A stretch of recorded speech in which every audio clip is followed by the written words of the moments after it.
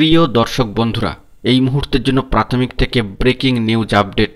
ডিএলএডদের বিরাট জয় ইতিমধ্যেই হয়ে গিয়েছে এবং প্রাথমিকে নিয়োগের ক্ষেত্রে বিএডদের আর কিন্তু কোনোই সুযোগ থাকলো না। বিস্তারিত একাধিক খবর থাকছে এই ভিডিওর মধ্যে। ভিডিওটিকে তাই সম্পূর্ণ শেষ পর্যন্ত শুনে বোঝার চেষ্টা করবেন ও শেষ পর্যন্ত ভিডিওটিকে দেখে নেবেন। যে সমস্ত বন্ধুরা চ্যানেলটি সাবস্ক্রাইব করেননি, সাবস্ক্রাইব করে নিয়ে সঙ্গে থাকবেন। ইতিমধ্যেই বন্ধুরা আপনারা অবগত হয়ে গিয়েছেন, নতুন করে আর কিছু বলার নেই। সর্বোচ্চ ন্যায়ালয় সুপ্রিম কোর্টে বিএড ভার্সেস ডিএলএড ক্লারিফিকেশন মামলায় ডিএলএডরা পুনর্বার জয়লাভ করল এবং এটা হওয়ার কথাই ছিল।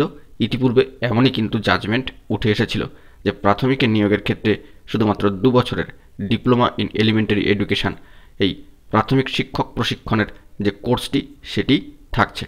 তবে গতকালকে এই রায়দানের পরে আবারও কিন্তু হতাশ হতে হলো প্রাথমিকে নিয়োগের ক্ষেত্রে বিএডদের, অর্থাৎ বিএড বন্ধুদের। তাদের সমস্ত শেষ সুযোগও কিন্তু নষ্ট হলো। কিন্তু এক্ষেত্রে একটা প্রশ্ন দাঁড়াচ্ছে যে কর্মরত বিএড বন্ধুদের তাহলে কি হবে, তা নিয়ে নয়া চাঞ্চল্য, আতঙ্ক কিন্তু সামাজিক গণমাধ্যম সূত্রে উঠে আসছে এবং ছড়িয়ে পড়ছে এই ধরনের চাঞ্চল্য।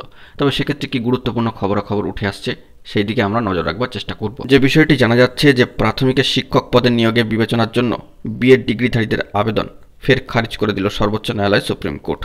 এর ফলে রাজ্যের প্রায় 16,000 বিএড প্রশিক্ষণপ্রাপ্ত প্রাথমিক শিক্ষকের চাকরি প্রার্থীরা সমস্যায় পড়লেন। গত বছর 11ই অগস্ট সুপ্রিম কোর্টে রায় দিয়েছিল যে প্রাথমিক শিক্ষক পদে চাকরির জন্য বিএড ডিগ্রিধারীরা সুযোগ পাবেন না। শুধুমাত্র ডিএলএড বা ডিএড প্রশিক্ষণপ্রাপ্তরাই প্রাথমিক শিক্ষক পদে চাকরির সুযোগ পাবেন।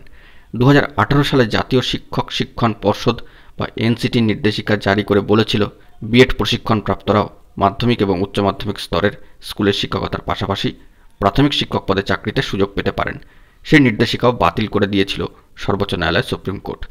এই মামলায় ডিএলএড প্রশিক্ষণপ্রাপ্তদের সম্মানীয় আইনজীবী সোমেশ ঘোষ মহাশয় বলেন, পশ্চিমবঙ্গের বিএড প্রশিক্ষণপ্রাপ্তদের তরফে সুপ্রিম কোর্টে আর্জি জানিয়ে বলা হয়, গত বছরের ওই রায়ের আগেই বিগত বছরের টেট উত্তীর্ণদের যারা বিএড ডিগ্রিধারী তাদের অনেকেই প্রাথমিক শিক্ষক পদের জন্য ইন্টারভিউ দিয়ে ফেলেছিলেন।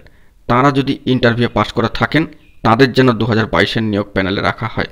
কিন্তু শীর্ষ আদালতের সম্মানীয় বিচারপতি অনুরুদ্ধ বসু মহাশয় এবং সম্মানীয় বিচারপতি সুধাংশু ধুলিয়া মহাশয়ের বেঞ্চ সেই দিনই এই আর্জি খারিজ করে দিয়েছিলেন। আদালতের রায় কোনো বদল করতে চাননি। প্রসঙ্গত 2022-এর ওই প্যানেল এখনও প্রকাশ করা হয়নি। সুপ্রিম কোর্টের নির্দেশেই তাতে স্থগিতাদেশ রয়েছে। শুক্রবার অর্থাৎ আজ সেই প্যানেল প্রকাশ নিয়ে শুনানি রয়েছে। বন্ধুরা, সামাজিক গণমাধ্যম সূত্রে এই বার্তাটি কিন্তু বেরিয়ে আসছে। তবে এখানে সবশেষে বলে রাখা প্রয়োজন যে কর্মরত ইন সার্ভিস বিএড যে সমস্ত বন্ধু রয়েছেন তাদের ক্ষেত্রে কি নিয়ম লাগু হবে না হবে তা যতক্ষণ না পর্যন্ত অফিসিয়ালভাবে নোটিফিকেশান সহ আসছে ততক্ষণ পর্যন্ত এই বিষয়ে কিন্তু কিছুই বলা যাচ্ছে না। সামাজিক গণমাধ্যম সূত্রে যে খবরটি উঠে এসেছে সেখানে শুধুমাত্র সমস্যায় পড়ার কথা বলা হয়েছে। চাকরি চলে যাবে কি থাকবে কিংবা পরবর্তী ক্ষেত্রে কী ধরনের প্রসেস অবলম্বন করা হতে পারে সে বিষয়ে কিন্তু কিছু বলা হয়নি বা অফিসিয়ালভাবে কিছু কিন্তু এখনও পর্যন্ত জানা যায়নি।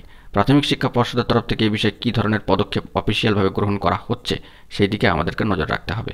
অবশ্যই অত্যন্ত ভাইটাল একটা ইস্যু, সকলকেই চোখ রাখতে হবে এবং নজর রাখতে হবে। তবে দুশ্চিন্তা করার কোনো কারণ নেই।